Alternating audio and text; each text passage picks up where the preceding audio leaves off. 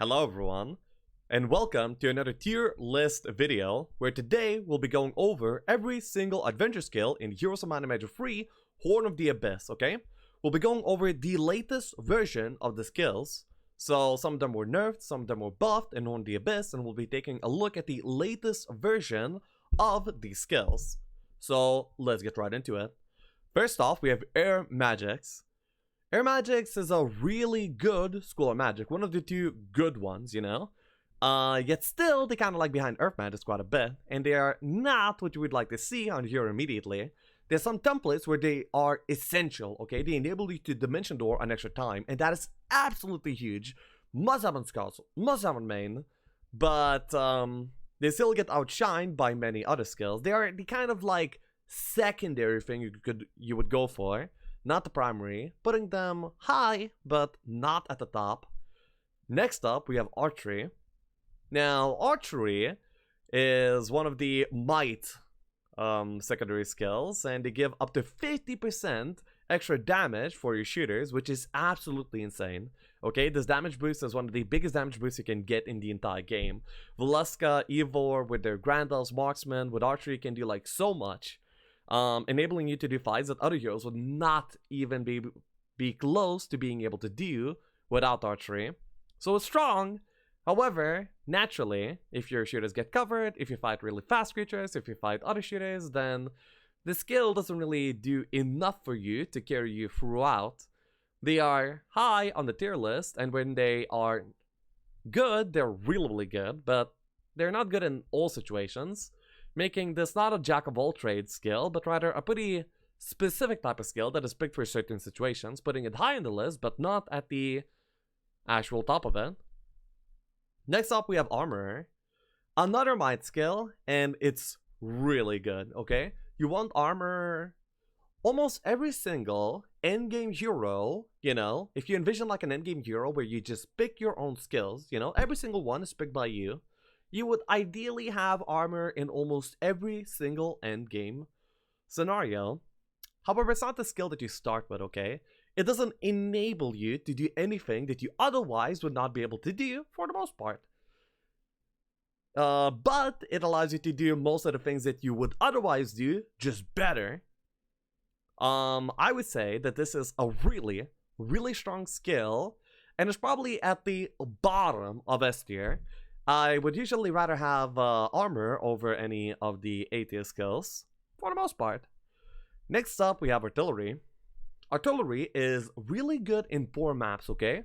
Where you have to rely on your cannon or your ballista to actually clear things. Artillery gives you a power stack. A cannon can actually be a power stack. It can hit for like 500. And that can be like week 1. That can be more than your Cyclops stack, more than your Marksman stack, Grand Elf stack. If you invest in it, it will deliver, but it's short term. It doesn't last into the end game. Your ballista is going to get killed by angels, dragons, whatever you fight in the late game, it's just going to collapse and do nothing. So it has niche uses. By the way, very underlooked and underappreciated use of artillery is that if you are defending a castle and you have artillery with at least a citadel, you will be getting the first cast in the fight, because you will start the fight and you'll immediately be able to target with your ballista, right? And you can use that turn to actually cast immediately. So let's see an example in the endgame where you're getting attacked by archangels. You probably don't outspeed them, so the opponent wants to anti-magic them immediately and win the game off of anti-magic archangels, okay? But let's say you have artillery, you can impel them immediately and they're gone. There's nothing to anti-magic anymore, okay? That's another niche use that's really, really good for artillery. I think it's an underappreciated skill, but still not as strong as some others. I think it's a solid C tier. Next up, we have Ballistics. Ballistics is very similar to Artillery in the sense that it has a niche use in the late game.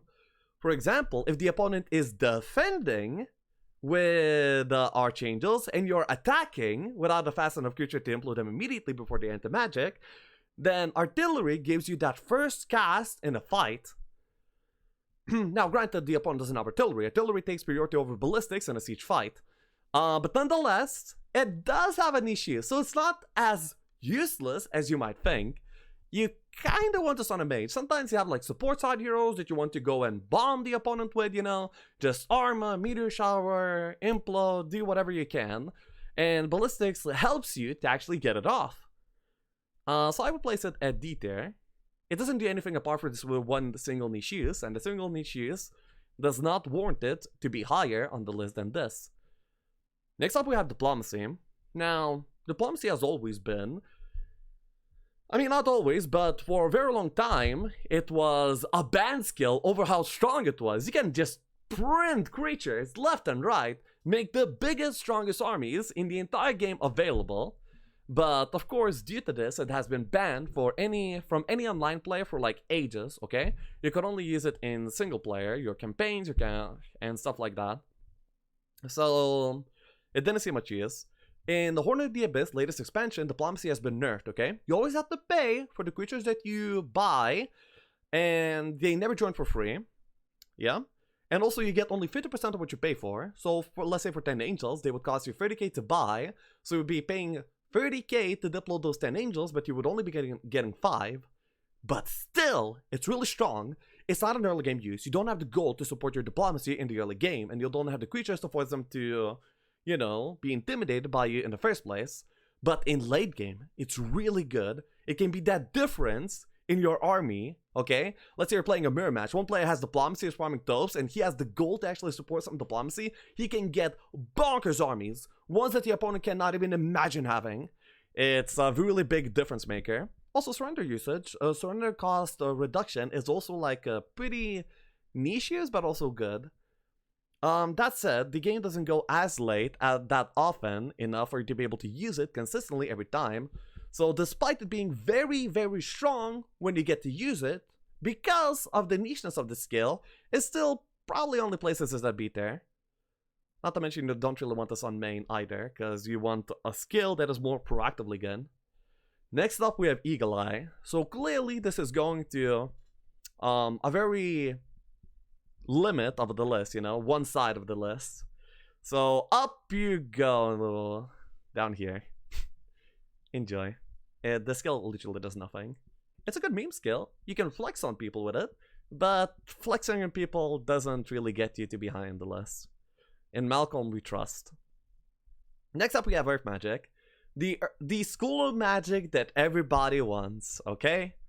It is clearly at the top of S tier. It is the most important skill. You must have it at least on one hero in most situations, especially if they're in late game situations, because you have to be able to town portal. Like, you cannot walk your creatures to places in the late game. You have too many towns to take care of, you have to actually control, farm, and you have to have town portal, okay? Town portal is essential, and without Earth Magic, no town portal. So you almost can't play the game compared to your opponent if he has it.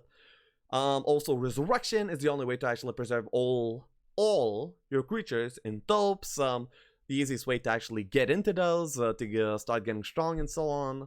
Not to mention Expert Slow is the best way to actually start getting some tempo going, cheat some things, you know. They are good in the early, mid, and late game. It is massively overpowered, so belongs at the top of of the S tier. Estates at expert level used to give you 500 gold per day. In Horn of the Abyss, it has been doubled, and it gives you 1,000 gold. And 1,000 gold is a whole gold mine. A gold mine is pretty good. So having it on side heroes is actually really cool. You can feel that impact. Sometimes you can get like 7k gold income on like day 5 if you just get like 1 or 2, you know, you just start off with a stage hero, then you just get like some prison hero, get a gold mine, and your like economy is booming, and the state makes a huge impact on that, okay? So I would say it's actually C tier. The pre-holder one would probably be D or F tier, but the holder version of Estates is really cool. It's impactful, it's nice, it feels good, it doesn't feel bad to actually see it by this point. Yeah, approved. Then we have the Fire Magics. Out of the niche schools of magic, it is probably better of the two. Expert Berserk and swing games, okay? This is like a very, very swingy kind of school of magic, okay? It can do very surprising things, you know? Suddenly, you have an army, you protect your Cyclops with all your army, and then the big bad Berserk comes, okay? Nobody sees this coming. Well, actually, they do. They plan around it if you're high enough. But yeah, it can swing games that seem really unswingable. So it does have its uses, but compared to air and earth magic, it's really inconsistently good. It can do a console for you. Expert Curse actually makes almost every single creature bank unit do like 0 damage. Flies, 1 damage each. Griffins, 1 or 2 damage each. I mean, Expert Berserk. Expert Curse. And also Wolfies also do only 1 damage each because of the fire magics. So it does have its uses, but it's not as good as the other tier. It places itself at B tier. Despite being B tier, it's actually much less represented than other B tier skills, because if you end up picking a school of magic, it's actually going to reduce your chances of getting other schools of magic, or at least will make it less likely that you get the other school of magic at expert as soon. Because in Heroes of Magic 3, you might not know, but you're guaranteed a School of Magic level up every 4 levels for Might Heroes and every 3 levels for Mage Heroes. So if you pick Fire, you're going to be delaying your other guaranteed School of Magic level ups, making it so you're less likely to get Air or Earth as soon. So that's why, despite being pretty good and pretty usable, you don't see it as much in actual games. If it wasn't held back by this fact, that you would probably see it far more often. Next up we have First Aid. First Aid is pretty garbage. Not gonna lie. It does have its niche use. If you're in the early game and you have a tent and you end up being able to get some tier 7 or maybe even tier 6 unit, you can do some pretty good fights. You can tank with your tier 7 unit for days. But this very niche usage does not even warrant the D tier, okay? It pretty much never happens, and even if it does happen, even without First Aid, just with a tent and the big tier unit, you can pretty much do it already. Like, you don't even need the skill to be able to make use of that niche case scenario. So it is F tier. Currently, it is irredeemably bad, and you are pretty much always sad to see it. Next up, we have Intelligence. Intelligence was super S tier before the nerf, okay? It has been nerfed from doubling your mana to giving you 50% extra mana, so now it's more in line. Like, back in the days, if you were to have Intelligence and the opponent doesn't, you just almost straight up win. Because having double your opponent's mana is, as you can imagine, pretty good. Right now, it's not as impactful, but it's still really good. This is the skills that you want to see on your roster. It's one of the best in slot skills for your support heroes. You want to see it on your main so you can actually take more toes, be more out on the field. You have to recover mana less times. It gives you tempo, it gives you final battle potential. It's good all around. Not as good as the S tier skills, but certainly good enough for A tier. So Intelligence goes here. Next up, we have Interference. Now, some of you might be wondering, wait, I haven't seen this before. And you would be correct. It is a new Horn of the Abyss skill, okay? It reduces the opponent's power in combat by 10, 20 to 30% based on basic, advanced, and expert, okay? It's really good, okay? For final battles, it usually is the determining factor on who actually wins. Interference stacking is super powerful because there's also items introduced that reduce the enemy power as well. So you could actually make your hero, make the opponent power go from like 30 to like 10, and without even that big of an investment. You just have a secondary skill and a few items, and they lose a third of their power. It's pretty insane. But it does literally nothing until the final battle, okay? Pretty much every single one of these, at least above D tier skills, does something for you throughout the game. Every single turn, you're reaping the benefits. For Interference, you're not. It's literally one single final battle skill scenario. And, yeah. Despite it being game defining, it does not deserve to be S tier. It is in the A tier, and I would say a little bit below in the A tier. Then, next up, we have Leadership. Now, personally, I have made a grave mistake while playing Heroes of Might and Magic 3 for like the longest time. I kept saying to people, no, you shouldn't pick Leadership. You should go till endgame without it, having a few miss morals. And then eventually we'll find a Pendant of Courage, which will give you leadership, expert leadership, and expert luck. That item existing makes me feel really bad about ever picking leadership. But recently, like in the last half a year, I've learned that leadership is actually good. You cannot underestimate morale, and you cannot expect yourself to get the Pendant of Courage every time. Leadership is very essential for a lot of early game, and because of that, it actually goes to the bottom of 8 there. This is a very good might skill. It is comparable to armor, to archery. It keeps you going, it makes you stronger, and that is really powerful and really good. You very often want this skill. Next up we have learning. Now, some would say, hey, learning actually has some late game benefits. You get like more levels, but no, not really. Because the way that the Heroes 3 experience works, where you need like an accelerating amount of experience for the next level up, like you never get more than 2 level ups worth of a difference from learning, making it so basically it means that the learning doesn't even make up for itself ever, pretty much. So yeah, it is completely garbage. I would say that its use case scenario is even more niche than the first aid. By the way, this should be at the bottom of after. That's better. So yeah, you never want learning. Next up we have logistics. Now, I'm actually having a little bit of trouble actually evaluating logistics. If you are already strong enough to do most of the fights that you want to do, then logistics is really good. And also, let me remind you, in Horn of the Abyss, logistics was nerfed, okay? At expert level, from giving you 30% extra moves to 20%. This is a big nerf. And right now, you have to really consider when you actually do want logistics. Logistics, whenever you're able to take fights, getting to take more of the fights that you can take with logistics is really strong, really good, always take it. But it doesn't actually get you to be able to do those fights, so you don't always take it. You might want to rush some of the other skills, like your School of Magic to Expert, and you don't really want to get slowed down to getting Expert by taking another extra dead weight skill. And the skill will be dead weight until you get yourself to be able to do the fights that you want to do. So despite it being one of the best late game skills, and a really solid skill, as a whole, I'm not placing it at S tier. It is at the top of 8 tier. By the way, Shadow Death Logistics was absolutely broken. It would be S tier every time, but the nerf logistics is 8 tier. There we go. Now luck. This is a pretty weird skill. It's actually, I think it's underrated, okay? I really think it's underrated.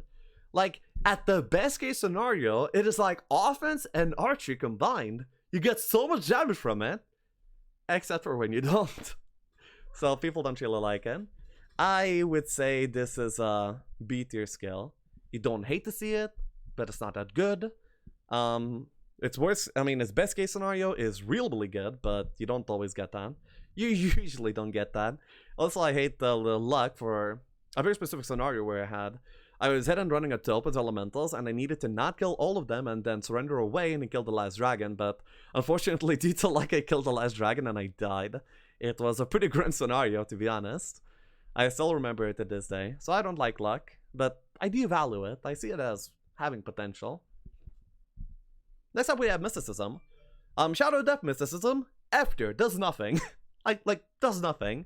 But Horn of the Abyss also buffed this skill too.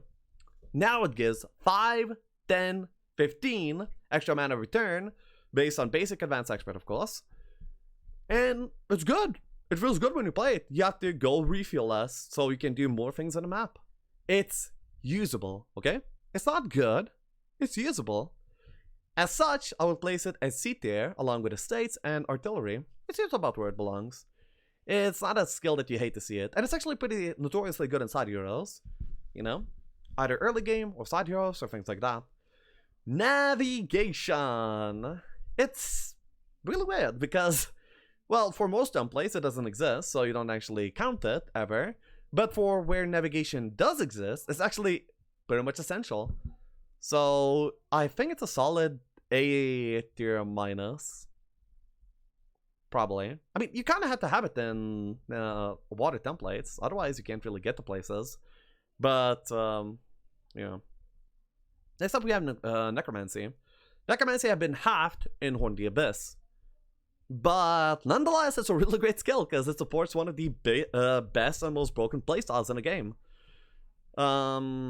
In Shadow of Death, Necromancy was so good that you would find, even as Tower or any other faction, you would find a Necromancy hero and farm a Skelly stack because that's how good it was. In Shadow of Death, when it was halved, now it's a Necromancy skill. You know, Necromancers use Necromancy, and they're having a good time with it. But it's not powerful enough for other factions to usually go for it. Unless you find like a good Necro Town on a poor template, then, you know, there's these scenarios where you do. But right now it's A tier. Necromancers are activated to be the best by other things apart from the skill. The skill, I mean, even if Necropolis didn't have the skill, they would still be at the top of the food chain. The skill brings them up even more, but it's not like the essential component, in my opinion. So it goes into A tier instead of the S tier. Somewhere here. Now, offense. Offense is a powerhouse. It makes your angels swing harder, vibrance bite deeper, and it's an all-around feels good skill. It is a solid S tier. Above armor. If you see these two skills together on your hero, then your angel is not gonna die, your vibrance are gonna one-shot everything, and you're not gonna be feeling any damage. It is a solid S tier skill. Really powerful. Game defining. 30% more damage on all your units doesn't sound like much, but when you actually play with it, it makes such a huge difference. It cannot be underestimated. Even your shooters can actually do a really good job with offense. Next up we have pathfinding. Really niche. There's green boots in the game that actually just entirely replace expert pathfinding. But when you do use it, you actually save more movement than you do, but then you get movement from logistics. So best case scenario, better than logistics. In reality, you don't always walk on off terrain. I mean, you don't always farm off terrain zones, you know, ones with penalty. When you do, you don't always go off road. You sometimes stick on the road anyway. So it has its uses, but it's not that good. I would say it's a B tier skill. Like, it's a B tier despite not being that good is because movement points are one of the best things you can have in Heroes of Might and Magic 3, okay? It's one of the most important things. So anything that would give or save movement is immediately high on the list. But this is one of the worst ways to do so. Sometimes you need it, but most often not really. Now we have resistance. Well, it's another really hit or miss type of things, you know? In current Horn of the Abyss, for most templates, resistance is disabled, literally not in the game, because of its hit or miss nature, I would assume. So, but if it was here, I would say it would be put at a solid B tier, okay? You can't rely on it, so it doesn't do much, not to mention it doesn't do anything until the final battle. So it's not that necessary, it's not that great, but when it is great, it's really great. So I think it warrants low B tier ranking. Next up we have Scholar. One of the skills that is most underrated by especially lower tier players. Scholar can do so much for you. For example, when you're chaining prisons, immediately the prison hero having access to almost every single one of your spells is very strong. In the early game, collecting all the tier 1 spells so you can actually have them and cast them immediately is also really strong, especially without needing Mage Guild. Tower makes use of this quite a bit because you have like loads of scholars. Even if you start Soulmare, you're probably gonna find a scholar and you'll be fine. Getting any scholars in the prisons is really good. It's a solid skill to have. Not one or your main, okay? Your main probably will not really benefit from it whatsoever, but in your hero rosters, you usually want this to be a part of it. I'd say it's like top of C tier. Next up we have Scouting. Now, I'm a little biased for Scouting since there's been so many games that I won off of Scouting, okay? I beat Shilpa once, by the way, top 1 Hotel Lobby player for like years now. once alpha scouting and seeing something essential. I won many of my recent games alpha scouting where I was able to find something that my opponent didn't. And yeah, it's really, really good. You possibly want it on your side hero rather than main, but even on main, it feels pretty good. Like, on paper, when you analyze it, you know, you're like, I would rather have something else, yeah? But whenever you actually play with it, you're like, I'm so happy. I am so happy that I have scouting. I'm always glad I have this, but I still don't really actively pick it when I have options for other things. It's kind of weird. I would say it's top of beat there. Then Sorcery. Sorcery is... how do I say it? It's a real good concept, but the number is just too low, you know? Like, let's say logs gave 5% movement, you know? It would be abysmal. It wouldn't be usable. And same for Sorcery. It just needs higher numbers. It doesn't do pretty much anything right now. There's niche uses where you can use it on Luna, okay? Luna is a hero who uses fireballs, right? And based on your fireball damage, it goes in thresholds, okay? You need that new threshold to be able to do that one fight that you need to do to activate even more fights to be done. And reaching those thresholds can be pretty slim, and Sorcery can just push you that last of the way up there. In that case, it can be useful, but usually it's not. It doesn't do much at all. Like, a major class arty boosts your spell damage by 50%! That's over 3 times Sorcery from like one major class artifact that doesn't even take up an important slot. And you're telling me this is a unacceptable expert skill on my hero? No. No. It is D tier. It's usable, but probably not. It's usable, but you don't want to use it. Then next up we have Tactics. Tactics is a skill that I really hate, okay? Because I don't make enough use of it. I admit it. I take like, you know, you take 1,000,000 fights per game. And if I have Tactics, setting up every single fight to be perfect with Tactics is something that I don't really care for. I usually just click the start battle button and then I just fight it out, okay? But if you were to actually use Tactics as effectively as you would, you know, as much as you need to, or want to, or just, you know, if you min-max Tactics, it is ridiculously good. It's gonna save your army pretty much every single fight. It's gonna allow you to do fights that you otherwise would not be able to take. It's really, really good. It is S tier. I'm just saying that I personally don't like them.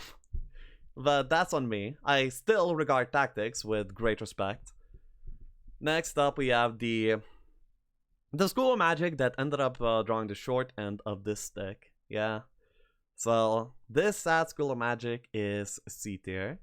It is possible for it to be useful, but you would have to stretch it pretty far for it to be ever usable, okay?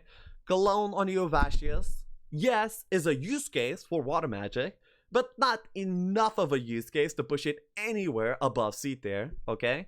Also, Prayer can be good, but, you know, that's way too much investment for something that is not on par with what the other schools of magic provide. So, C tier. Next up, we have Wisdom. Now, Wisdom, you either need it or you don't, okay? If you need it, then you just, it's at the top of your priority list, but you're guaranteed it. So, you just pick it whenever you need it. By the way, if you don't know, a hero, if he doesn't have Wisdom, is guaranteed to get offered Wisdom every 6 levels for Might Heroes and every 5 levels for Mage-type heroes. So, yeah. If you need it, it's guaranteed. If you don't need it, then you can just skip it every time. And, you know, it's not gonna be a nuisance. It's an A tier skill. It's good, usable, solid, nice. But, you know, it's not really essential, and it doesn't do too much for you. It's somewhere in the middle of A tier, I believe. Not to mention you're guaranteed it, so. It's kind of a boring skill, really. So that is my, and probably most people's Heroes of Mana Magic Free Horn the Abyss adventure skill tier list. You know, with a little bit of emphasis on some skills being better than others, you know. It comes down to preference of what you pick in what scenario, and also, situationally, some of the B tier skills can be better than some of the S tier skills, of course, in some niche situations. So, you know, pick whatever you need at the time. But, you know, if you have like all the S tier skills and then some of the A tier skills, your hero is going to be like far better on average. So yeah, I hope you enjoyed watching. Let me know what you want me to cover next. I'm thinking of doing hero classes, you know? Whether a barbarian is best or maybe it's a planeswalker or something like that. And also I'll be doing some guides as well. So yeah, till next time, bye bye. Feel free to catch me live on Twitch. I stream almost every day.